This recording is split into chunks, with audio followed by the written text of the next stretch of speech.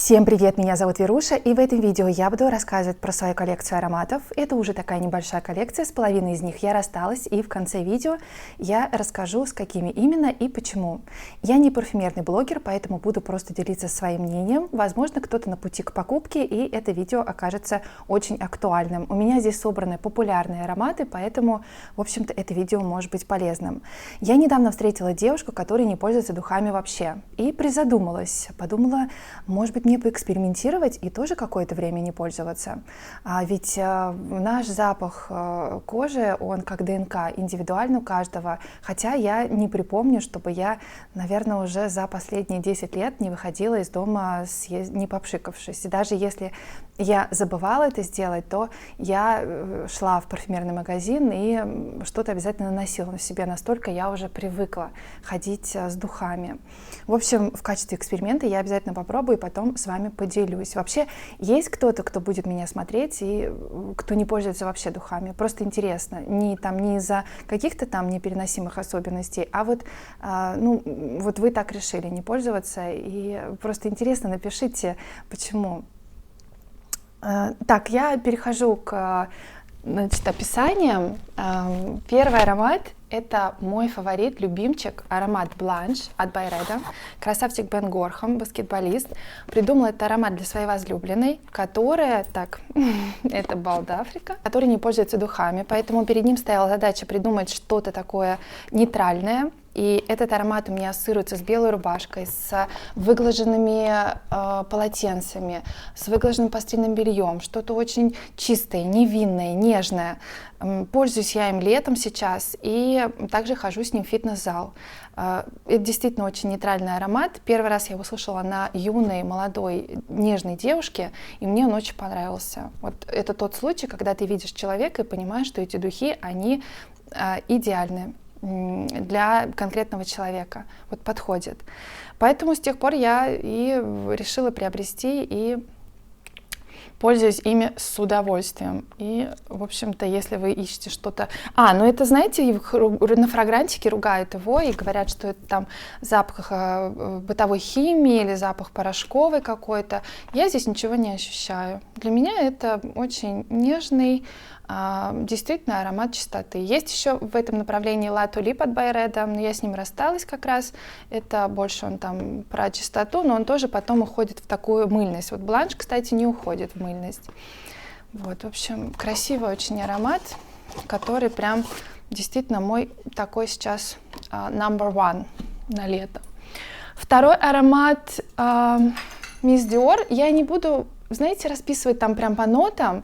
Мы в магазин приходим, и нам больше, чтобы нравился аромат, чем мы не обращаем внимания, особенно прям не вычитываем там все ноты, которые есть.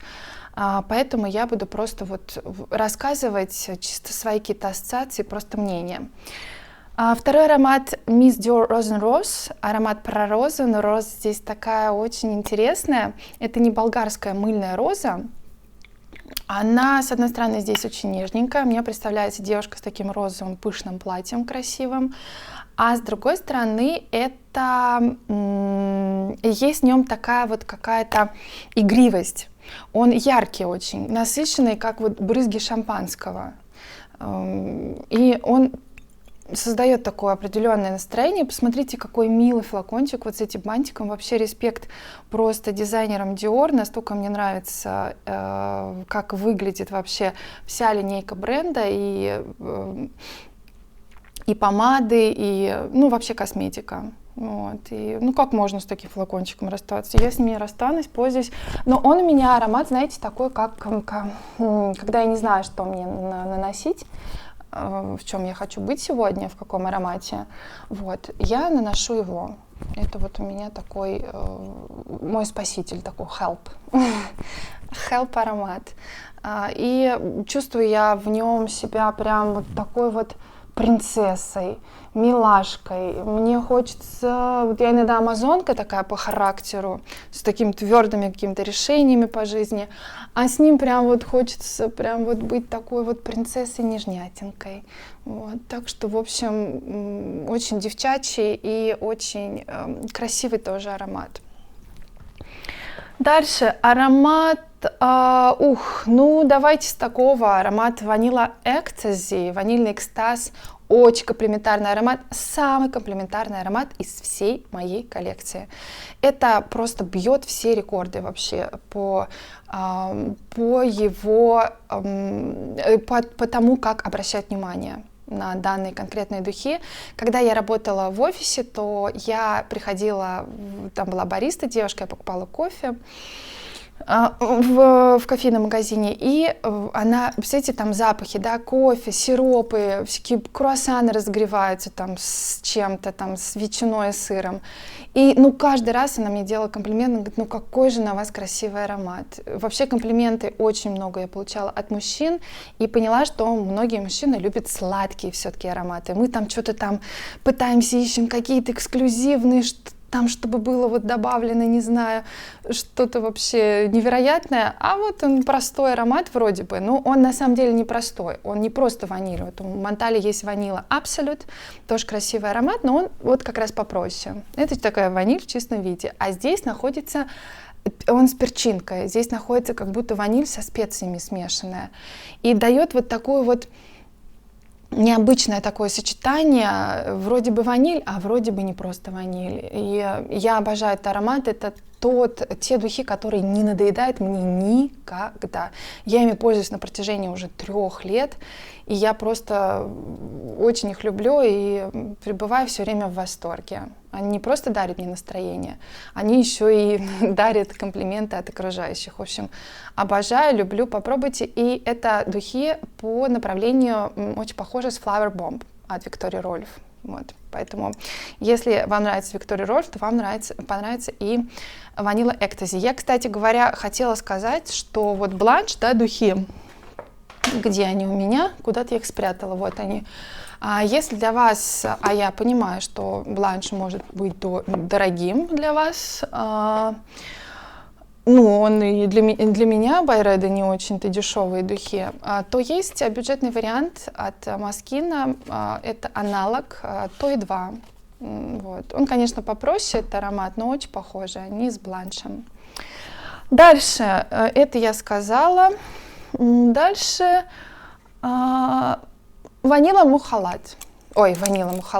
Монталь Мухалад. Это флакон, который вот прям олицетворяет Восток. Белое сочетание с золотом. У меня он ассоциируется с восточной красавицей, с рахат лукумом. Это вообще такая клубника в сливках. Сладкий очень аромат, гурманика, как я люблю. Я люблю гурманику. У меня, например, со стороны кто-то говорит, что от меня пахнет церковью. Не знаю почему, причем тут церковь, если здесь вообще другое направление, но как-то вот у меня рука не поднимается расстаться с ним.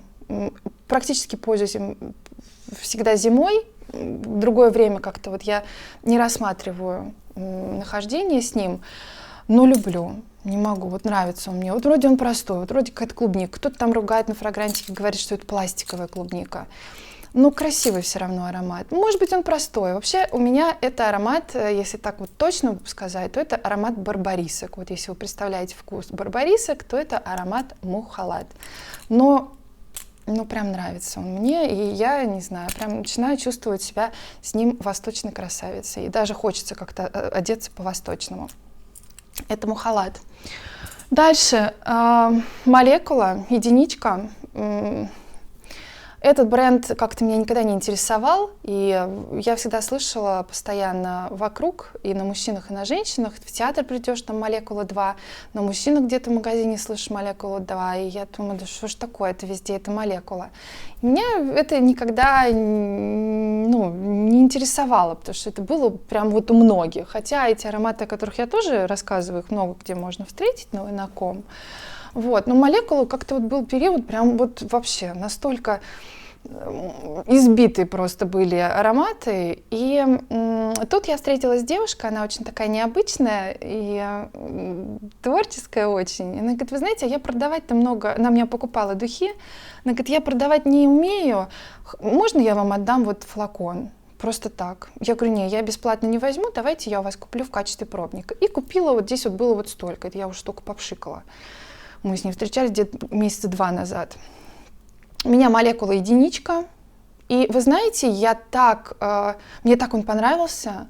Вот это вот компонент Easy и Super, да, который здесь находится, единственный компонент, молекула, взорвала в какой-то момент, произвела революцию в ароматном мире и в парфюмерном мире, и вот это вот своим компонентом, потому что все привыкли, что в ароматах есть хотя бы несколько компонентов, да, а тут раз и всего лишь один этот компонент Easy и Super, который смешивается с вашей кожей, и получается свое какое-то индивидуальное раскрытие для каждого человека. Вот это вот какая-то персонализация, плюс этот маркетинговый ход, да, делал свое дело, и молекула стала безумно популярной маркой в мире. Ну, как-то вот я не понимала. А тут я прям влюбилась, и мне захотелось еще флакон, прям целый купить. Скоро я это сделаю. Вот, пользуюсь с удовольствием. И, кстати говоря, он очень круто подходит даже в спортзал. Ну, я в спортзале вообще стараюсь ничем не пользоваться, но просто иногда, когда я понимаю, что я поеду в спортзал, то я не пользуюсь сильными духами, а в течение дня хожу с этой молекулой, и кто-то там ее не слышит вообще на коже, а я прям ее и слышу. В общем, здесь как-то все соединилось, и я прям осталась, в общем, в восторге от этой молекулы единички. А мама у меня пользуется 4, и она тоже в восторге. Прям вот она нашла свой аромат, и прям, в общем, мы как-то даже открыли для себя обе эту молекулу. Дальше аромат от Зелински, тоже очень популярный, Black Pepper, Amber and Neroli. Первый раз я услышала на девушке его, на очень красивой, и захотела тоже себе этот парфюм. Зелинский очень популярный, и это самый популярный, да, аромат, который я сказала. Очень красивое сочетание здесь вот этой вот нероли, перчика вот этого и сладости. Для меня это здесь такое восточное направление в нем, и есть в нем какое-то благородство. Я очень люблю, мне представляется, я пшикаюсь, и мне даже, знаете, хочется с ним замедлить шаг. Мне хочется идти, расправить плечи с какой-то аристократической походкой и просто вот наслаждаться этим звучанием. Мне еще очень нравится слышать его на молодых людях. Вот. Прям вот как-то я отмечаю для себя, что у человека хороший вкус. Вот я просто обратила внимание, недавно я услышала знакомый аромат, потом я поняла, что это Зелинский, и отметила для себя, что у молодого человека прям завидный вкус. Дальше. Ну, я пользуюсь им зимой. Летом как-то я не представляю, он тяжеловат, но очень нравится, мне прям супер. Дальше аромат Intense Tiara от Монталь. Люблю Монталь за то, что, конечно, духи очень стойкие. Достаточно одного пшика, и вы будете благоухать целый день.